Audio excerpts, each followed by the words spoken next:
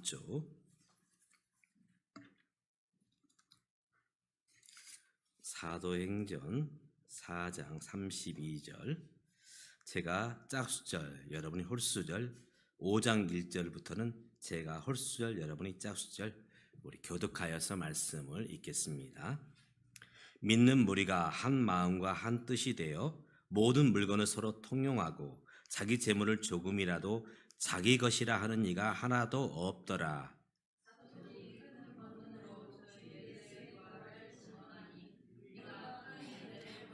그 중에 가난한 사람이 없으니 이는 밭과 집 있는 자는 팔아 그 판 것의 값을 가져다가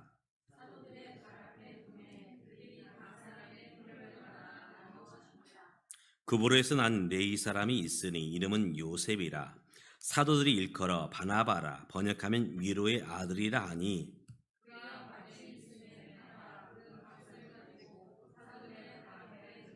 5장 1절입니다. 아나니라는 사람이 그의 아내 삽비라와 더불어 소유를 팔아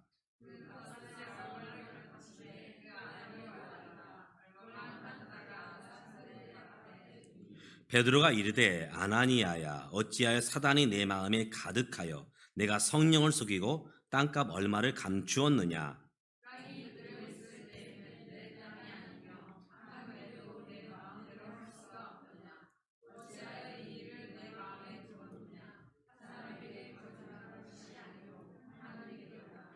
아나니아가 이 말을 듣고 엎드러져 혼이 떠나니 이 일을 듣는 사람이 다 크게 두려워하더라.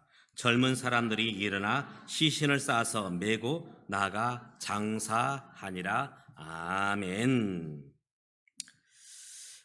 가정이 어떻게 세워지느냐, 또 일터가 어떻게 세워지느냐, 또 나라가 어떻게 세워지느냐, 또 특별히 교회가 어떻게 세워지느냐, 물론 많은 요인들이 있지만 특별히 리더의 역할이 참 중요합니다.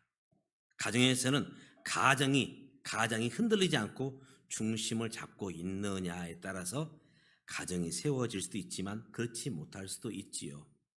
또 일터에서도 사장님이 어떤 가치관을 가지고 일터를 이끌어가냐에 따라서 그 일터가 세워지기도 하고 그렇지 못하기도 하지요.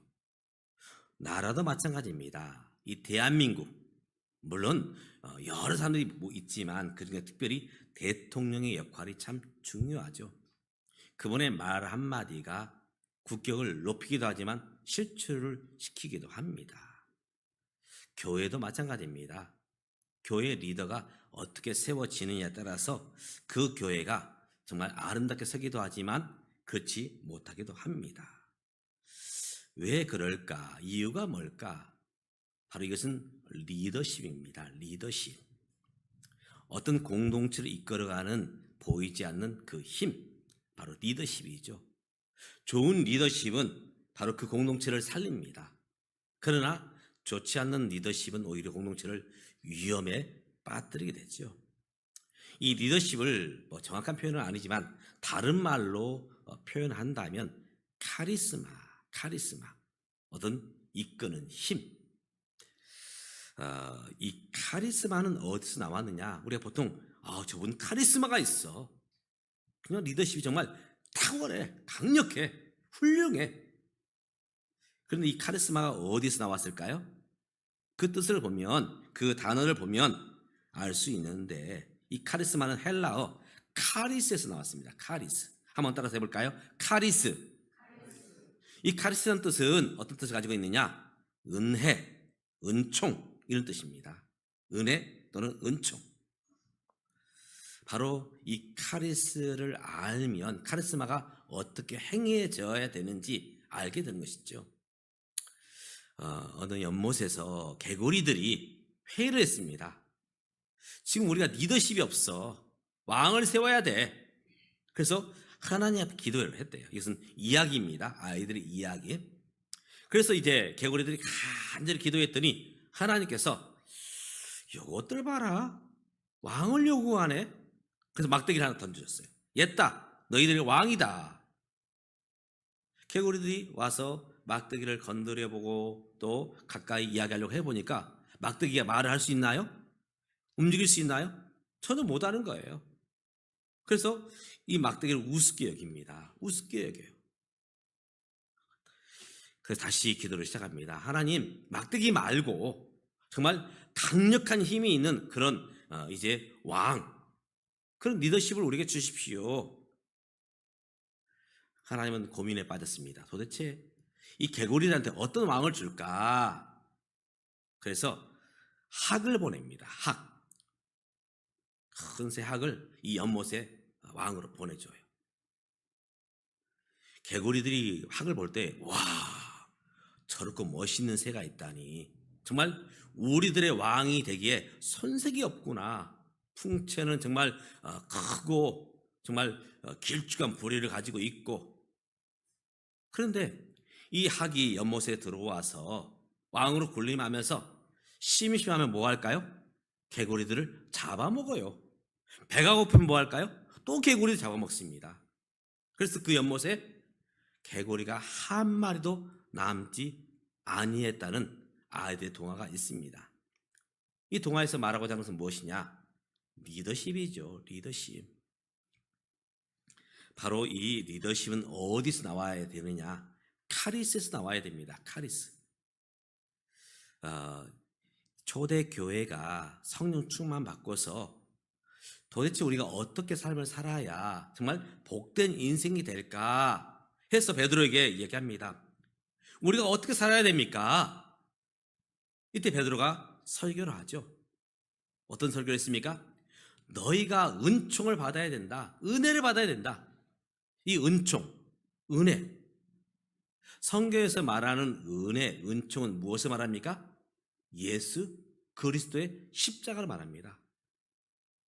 벼락부자가 되어서 로또에 맞고 그리고 이제 높은 지위에 오르고 모든 것이 다 술술 풀리고, 물론 그런 것도 있으면 좋겠지만 진정한 하나님의 은총, 하나님의 은혜는 바로 우리가 하나님 앞에 서는 것입니다. 종되었던 모든 인간은 그 죄로 말미암아 다 멸망이요 죽음입니다. 로마서에서 말씀하고 있습니다. 모든 사람이 죄를 범하였음에 하나님의 영광에 이르지 못했다. 그래서 하나님은 누굴 보내셨죠? 독생자 예수 그리스도. 독생자 예수님을 이 땅에 보내셨고 예수님께서 우리를 대신하여 죄값을 치르게 하셨죠. 바로 이것이, 이 은혜가 카리스이고 또 이 은혜의 삶을 살아가는 것이 카리스마입니다. 카리스마는 어떤 권력을 가지고 힘을 가지고 이 공동체를 휘두르는 것이 아니라 바로 이 카리스의 은혜를 가지고 공동체를 세워가는 것, 가정을 세워가고 일터를 세워가고 교회를 세워가는 것, 이것이 카리스마입니다. 이 모습이 사실 교회에서 흘러왔지만 조금씩 없어지고 있어요. 왜 그럴까? 바로 주님의 은혜를 깨닫지 못하고 그 은혜 가운데 머물지 못하기 때문이죠. 그렇기 때문에 저와 여러분이 이 카리스의 은혜를 받고서 어떤 삶을 살아야 될 것인가를 우리가 결단해야 될 것입니다. 요즘 사회적인 모습들이 참 좀 어렵죠. 암담합니다. 요즘 사회적인 용어에서 두 가지가 우리 사람들 귓가에 많이 맴돌고 있는데, 하나는 그루밍. 그루밍 혹시 아세요? 그루밍이라는 뜻은 이제 우월적인 지위에 있는 사람이 성적인 폭력을 행사하는 것. 직장의 상사가, 심지어서는 교회의 어떤 그런 지도자가, 어떤 대통령이 내가 우월적인 지위에 있으니까 내 마음대로 할 수 있어. 이 그루밍이라는 이 단어의 뜻입니다. 또 하나는 가스라이팅. 요즘 라이트가 뭘로 불을 켜나요? 거기에 뭐가 들어있습니까? 가스가 들어있어요. 지금이야 다 이 전기불로 불을 켜지만 이제 전기가 나오기 전에 이제 기름을 떼서 등을 밝히기도 했고, 특별히 이 미국은 가스를 통해서 불을 밝혔습니다. 이제 이것이 영화로 되어서 나왔는데요. 한 가정에서 이제 남편이 아내가 마음에 들지 않아요. 그래서 이 아내를 어떻게 하면 이 집에서 몰아낼까 생각을 합니다. 그래, 이 아내를 정신병자로 몰면 이 아내를 가정에서 몰아낼 수 있어. 그래서 이 사람이, 이 남편이 가스불을 줄입니다. 다시 말해서 불을 어둡게 해요. 조금씩 조금씩. 그래서 아내가 남편에 말합니다. 여보, 집안이 너무 어두워. 좀 밝게 해주면 안 될까? 아내가 천연스럽게 거짓말을 하죠. 난 괜찮은데 당신 왜 그래? 하면서 아내를 자꾸 구박을 하죠. 점점 집안이 어두워집니다. 결국은 이 아내는 비정상, 정신병자가 되어지지요. 이것이 바로 가스라이팅입니다. 무슨 말이냐? 심리적으로 그 사람을 지배하는 것입니다. 심리적으로 지배를 해요. 내 입맛에 맞도록 이제 사람들을 포섭을 합니다. 내 입맛에 맞도록. 참 안타까운 것은 나와 색깔이 다르면 다 쫓아내버리죠. 그 공동체 안에서 나와 이 사람은 색깔이 안 맞아. 너는 빨간색, 나는 파란색. 참 우리나라가 이념적인 그 분쟁 때문에 많은 아픔이 있었죠. 한번 여러분 정치적인 질문인데 한번 물어보겠습니다. 우파가 옳습니까? 좌파가 옳습니까? 어때요? 어느 파가 옳아요? 사실 우파도 맞을 수 있고 좌파도 맞을 수 있어요. 우리가 이제 공산주의라는 사회주의 이념이 있다 보니까 좌파는 무조건 틀려서 말하는데 그렇지 않습니다. 정말 진정한 좌파는 어디냐면 성경이에요. 이 공산주의 사상이 어디서 나왔느냐? 사도행전 2장부터 4장입니다. 모든 사람이 재산을 팔아 그것을 이제 똑같이 분배를 하죠. 함께 살자, 함께 먹고 마시자. 바로 이 이념을 가지고 공산주의를 만듭니다.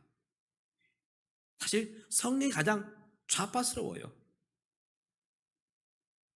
사실 둘 다 틀리기도 하고 둘 다 맞기도 합니다. 이 땅의 삶은 어떤 사람이 다 맞다 말할 수 없어요. 어떤 사람이 다 틀리다 말할 수 없습니다. 중요한 것은 우리가 그 부분에서 함께 살아가야 됩니다. 살아가야 돼요. 명절이 되면 가족들이 모여서 이제 피하는 이야기 중에 첫 번째가 뭐냐? 어떤 얘기일까요? 정치 이야기. 이 이야기를 하면 아버지와 아들이 싸워요. 엄마와 딸이 싸웁니다. 사실 이쪽에 당이 맞을 수 있고 이쪽에 당이 맞을 수 있어요. 중요한 것은 바로 그것을 이용해서 내 편을 만듭니다. 그래서 정치인들이 참 나빠요. 사실 지역 감정 어디 생겼느냐? 정치인들이 쉽게 나라를 이끌어가기 위해서 지역을 나눠서 이쪽은 옳고 이쪽은 틀렸다.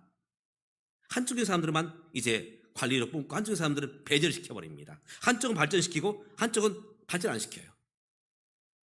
그래서 서로 싸우게 만듭니다. 그러면서 정치인들은 쉽게 정치를 하려고 하지요. 전형적인 가스라이팅입니다. 내 편을 만드는 것. 가정에서도 내 편을 만들려고 해요. 저 아빠 잘못됐어. 딸이 엄마와 같이 또 아들과 아빠가 같이 엄마를 제외를 시킵니다. 가정만 그럴까요? 사회도 그래요. 나하고 맞지 않으면 너는 틀렸어. 다르다가 아니라 틀렸다 이렇게 말해요. 그래서 그 사람들을 점점 배제를 시킵니다. 왕따를 시켜요. 소외를 시킵니다. 초대교회가 이런 도전 앞에 서게 되지요. 오늘 이 마음을 지배하려는 그런 모습들 우리가 조심해야 됩니다. 바로 그것이 파당, 분파, 분열, 뒷담화, 사실 다 내 편을 만들고자 해서 나온 심리적인 지배에서 나온 모습들입니다. 초대교회가 하나님의 은혜를 알고 이 은혜의 삶을 살아가는데 바로 그것이 카리스마라 했습니다. 그들은 함께 먹고 마시며 아름다운 공동체를 만들어가죠. 예수님이 보여주었던 그런 섬김과 사랑의 삶을 살아갑니다. 그랬더니 초대교회가 칭찬을 받아요. 하나님께 영광을 돌립니다. 그래서 안디옥 교회 성도를 향해서 사람들이 야, 저 사람들은 호감이가 칭찬을 합니다. 지금 이 시대 교회들은 어떻습니까? 사람들이 정말 가보고 싶다, 정말 존경스럽다, 그런 시선으로 바라보고 있을까요? 아니면 좀 가까이 하고 싶지 않아, 비호감이야, 그런 모습을 바라볼까요?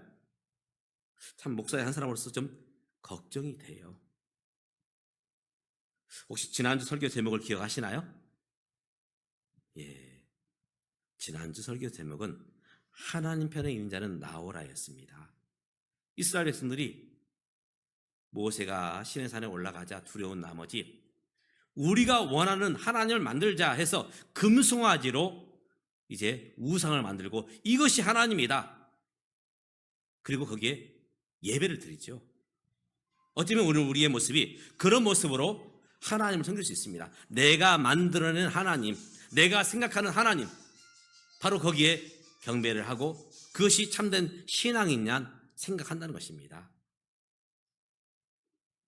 그래서 하나님은 모세를 통해서 하나님 편에 서 있는 자는 나오라. 제가 지난주 화요일 날 목사님과 사모님과 함께 이제 많은 사람이 모인 집회에 갔어요. 한 1,000여 명 그런 사역자들이 모였습니다. 강사 목사님이 이제 사람이 묻습니다. 사랑하는 형제 자매 여러분, 하나님이 이 우주와 천지 만물을 창조하신 것을 믿습니까? 여러분을 만드신 것을 믿습니까? 다들 예, 믿습니다. 하나님 우리를 사랑하사 독생자 예수님을 우리에게 보내주시고 예수님이 우리를 대신하여 십자가에 죽으심을 믿습니까? 믿습니다. 마지막으로 질문합니다. 예수님은 여러분의 주인이시고 여러분은 그분의 종이 맞습니까? 다들 예, 예수님 우리 주인이십니다. 나는 그분의 종입니다. 대부분 모인 분들이 사역자들입니다. 강사 목사님이 조용히 다시 한번 묻습니다. 그런데 말입니다. 왜 당신들은 그분의 종이라 말하면서 왜 주인의 뜻대로 살지 않습니까? 오늘 저와 여러분 어떻습니까? 예수님을 나의 주인으로 고백하면서 과연 주인으로서 예수님을 인정하며 우리 주인 되신 예수의 말씀대로 삶을 살아가고 있습니까? 초대교회의 아름다운 카리스, 그 예수님의 은혜를 아는 분들은 카리스마, 예수님이 보여준 삶을 살아내야 된다는 것입니다. 이것은 예수 믿는 사람으로서 바로 해야 될 삶의 모습이에요. 그런데 가스라이팅처럼 바로 잘못된 리더십을 행하는 모습은 아닌지, 사도행전 4장과 5장은 우리가 이제 예수님의 은혜를 카리스를 아는 사람으로서 어떻게 삶을 살아야 될지 두 사람의 모습을 우리에게 보여주고 있습니다. 두 종류의 모습을 보여주고 있어요. 한 사람은 바나바입니다. 바나바. 근데 바나바는 원래 본명이 아니에요. 원래 이름은 요셉입니다. 요셉. 그런데 이 바나바를 보면서 야, 저 사람은 정말 멋있고 훌륭하다, 정말 믿는 사람이다. 그래서 당신은 요셉, 분명은 요셉이지만 바나바야. 바나바의 뜻이 뭐라고요? 위로의 아들, 위로의 아들. 저 사람이 오면 모든 사람이 위로를 받아요. 힘을 얻습니다. 그 공동체가 살아나요. 그래서 당신은 바로 바나바예요. 이 바나바는 자기 재산을 팔아서 다른 선배들이 그랬던 것처럼 이것을 나눕니다. 가난한 자들에게, 필요한 자들에게 나눠줘요. 왜 그렇게 했느냐? 주님을 닮고자, 주님의 뜻을 실천하고자 그렇게 행합니다. 또 이 바나바는 어떤 일을 하느냐? 이 바울이라는 사람이 원래 이름은 사울이었죠. 그가 예수 믿기 전에 그는 교회를 박해하는 자였습니다. 예수님을 핍박하는 자였어요.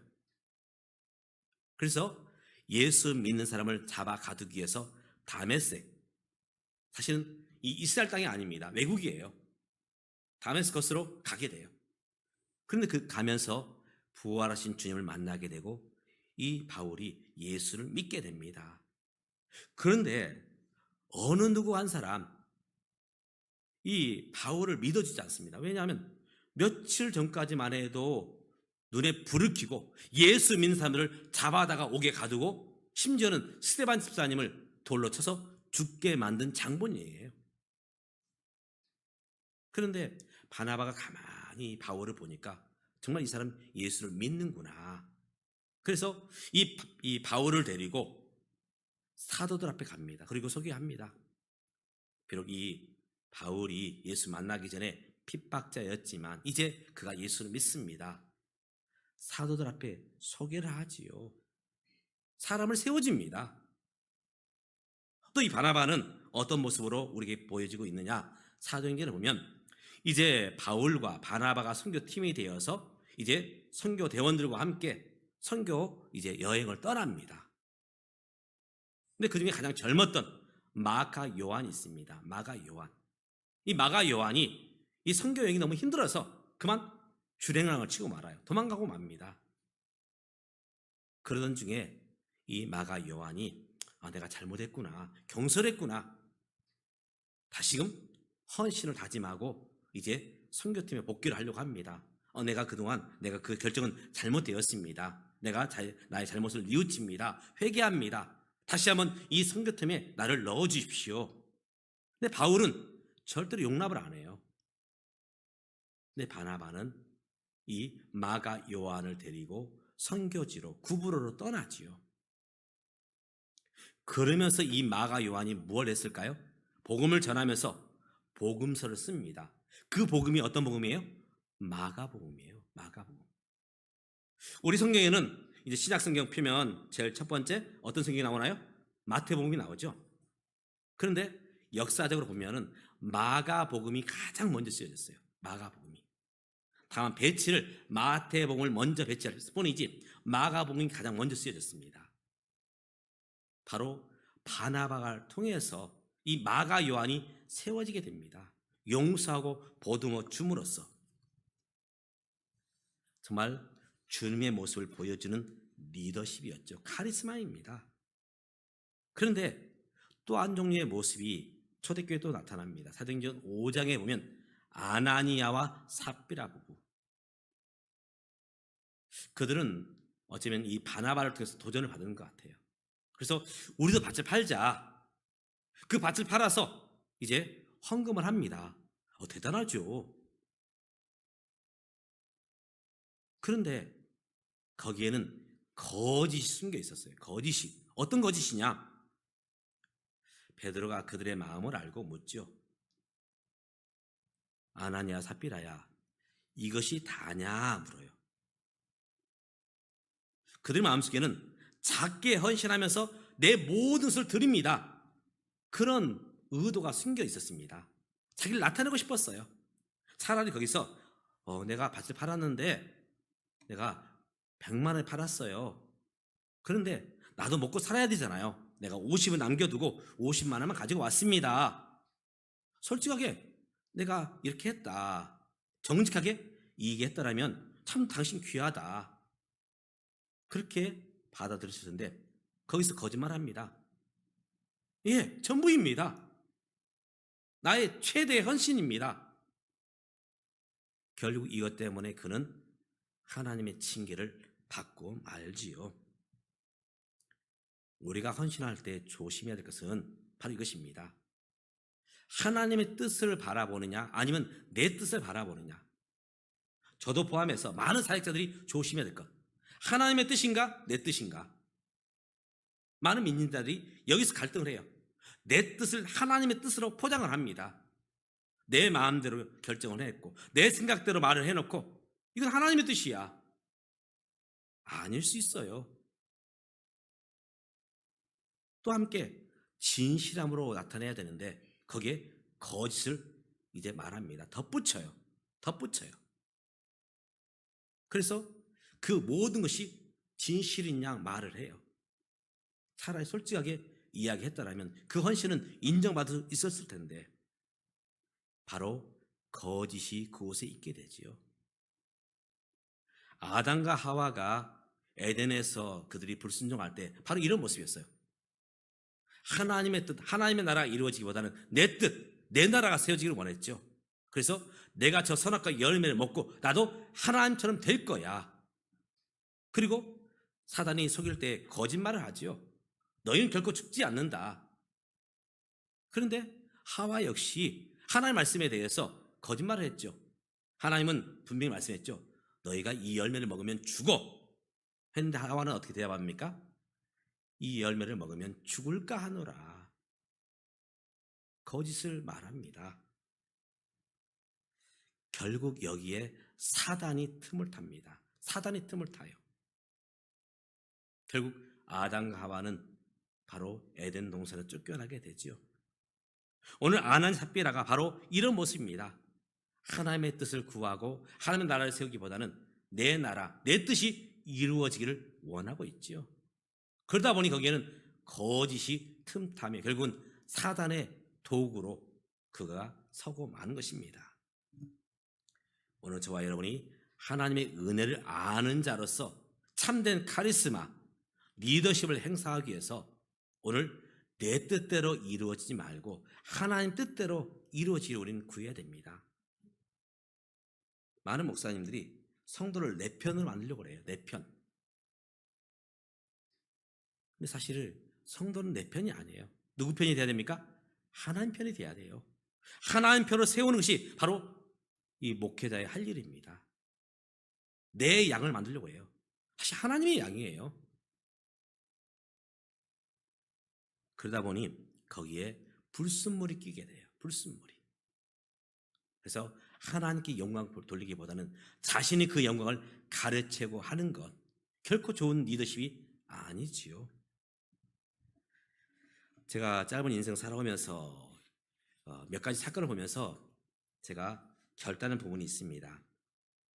제가 이제 신학을 하기 위해서 서울에 올라왔습니다.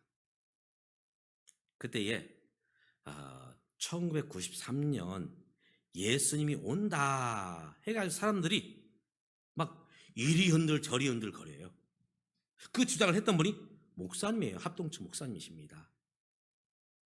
많은 분들이 휩쓸려서 직장도 때려치고 학교도 중도 포기하고 그리고는 그냥 많이 멘붕인 상태가 됩니다. 그래서 나도 이제 그 당시 신학대학을 다니고 있었거든요. 학교 그만두고 저기 그 모이는 그 다미 선교회로 들어가야 되나? 그런 고민을 했어요. 솔직히. 근데 어떻게 됐습니까? 그 1993년 10월 28일 예수님이 왔습니까? 안 왔어요. 또 두 번째로 또 제 마음속에 어떤 도전이 있었느냐? 제가 그 당시 부가현동에 살았는데요. 저희 방문 앞에 무료 신학원 공짜로 신학을 알려준대요. 제가 신학대 다닐 때 이 사립대였기 때문에 사립대학들이 등록금이 비싸요. 국립대보다 비쌉니다. 이 가난한 신학생, 내가 이제 학교를 그만두고 신학대학을 그만두고 저 무료로 하는 신학원에 가야 될 것인가? 그 무료 신학원에 그 시작한 사람이 누구입니까? 신천지 이만희예요. 누구든지 와라. 무료로 신학을 알려주겠다. 엉뚱한 신학을 알려주었죠.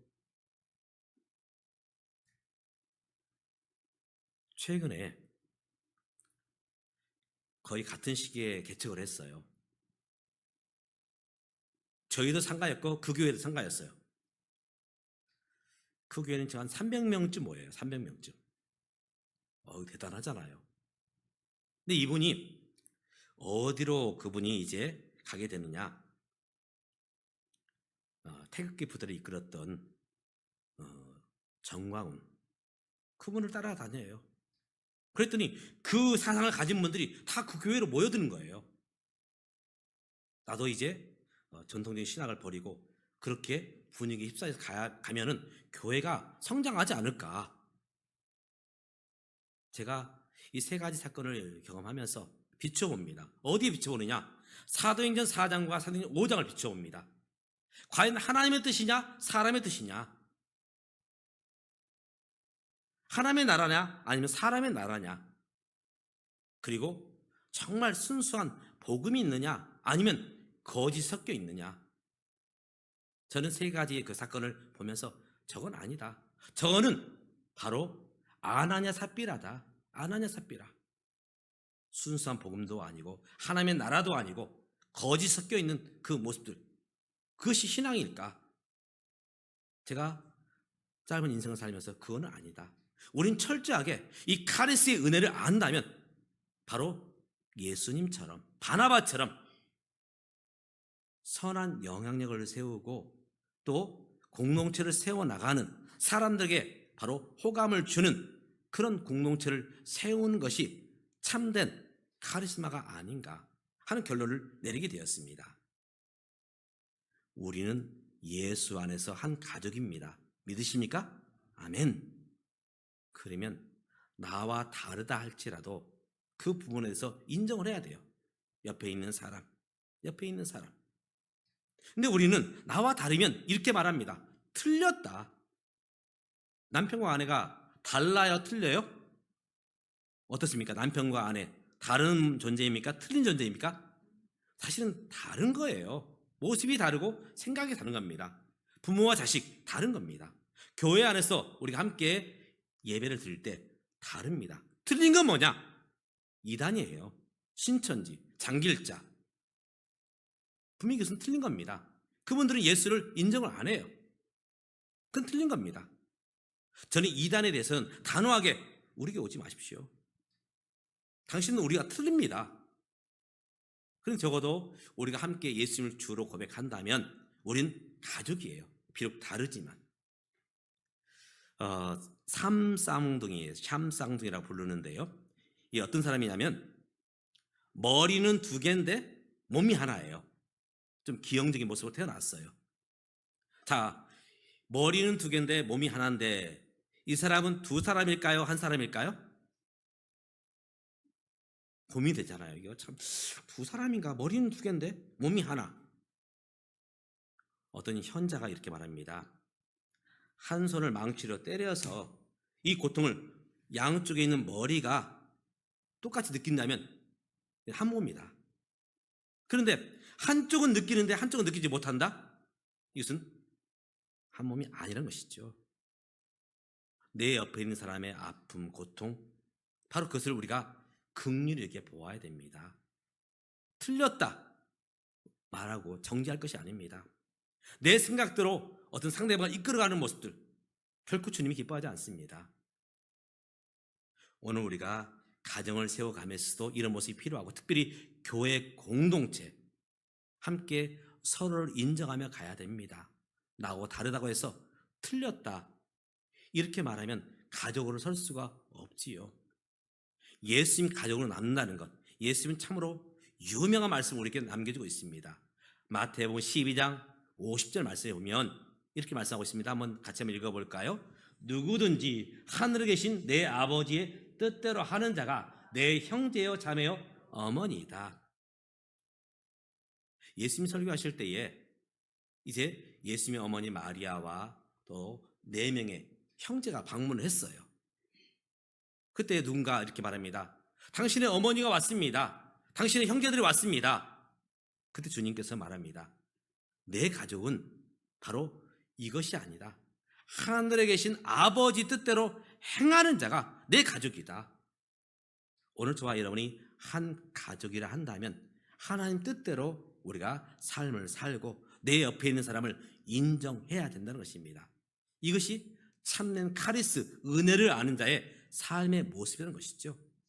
오늘 저와 여러분이 주님의 은혜를 올바르게 알고 그 주님을 닮아가는 바나바 같은 삶을 살아가는 저와 여러분 되시기를 주님의 이름으로 축복합니다. 기도하겠습니다. 하나님 아버지, 우린 은연중에 내 편을 만들고 싶어 합니다. 내 편. 가정에서도 내 편, 사회에서도 내 편, 심지어 나라에서도 내 편, 믿음의 공동체 안에서도 내 편을 만들고 싶어 합니다. 그러나 우리 주님은 주님 편이 되어라, 하나님 편에 서 있는 자는 나오라 말씀하십니다. 오늘 우리가 하나님 편, 주님 편이 되어서 주님의 가족으로 온전히 살아갈 수 있도록 도와주시옵소서. 내 옆에 있는 분이 나와 다르다고 해서 그분을 배척하고 소외시키고 왕따시킴이 아니라 온전히 그 다름을 인정하며 함께 가는 믿음의 공동체, 우리 주 안에 행복한 교회가 될 수 있도록 주여 도와주시옵소서. 예수님의 이름으로 기도드리옵나이다. 아멘. 찬송가 220장 주신 말씀 생각하시면서 220장입니다.